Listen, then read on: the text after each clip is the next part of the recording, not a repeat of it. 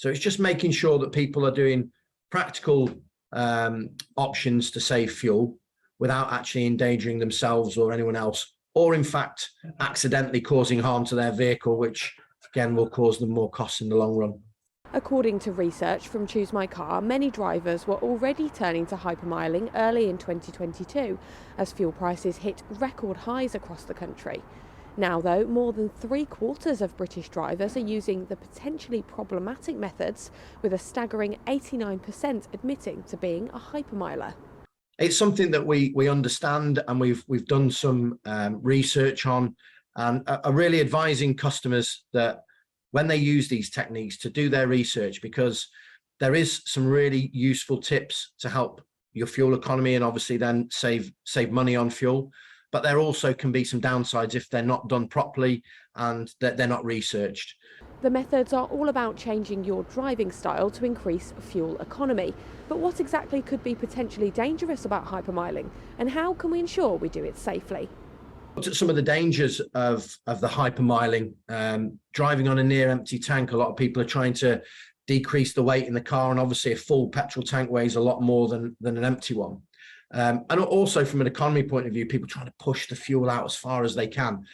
That's, that makes sense in one side of it, but you have to be careful with some of the older vehicles, because if you get right down to the bottom of the tank, it can suck up some of the sediment that is, in the fuel tank, and that can go through the vehicle itself, causing more damage, which again, in long run, will cause you more costs. There's a lot of differing information out there.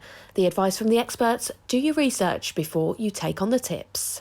Some people have resorted to trying to reduce the amount of times their engine's on, but modern cars tend to have power steering, power assisted brakes, and of course, when you turn the engine off, you don't get the support of these, can make driving a lot harder. And actually, in some cases, the steering wheel can lock, so therefore you can't turn the vehicle. So these have to be looked at really carefully. Again, coasting in neutral. A lot of people think, well, actually, if I'm going down a hill, I'll just put it in neutral, and therefore I won't use as much fuel.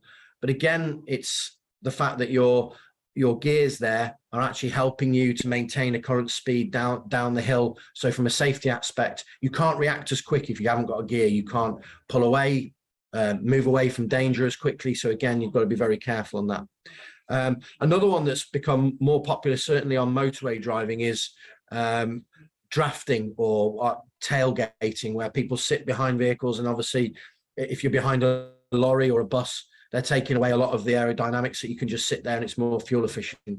But obviously in doing that, you're opening yourselves up to a lot more danger, in the fact that your braking time is reduced, your visibility is reduced,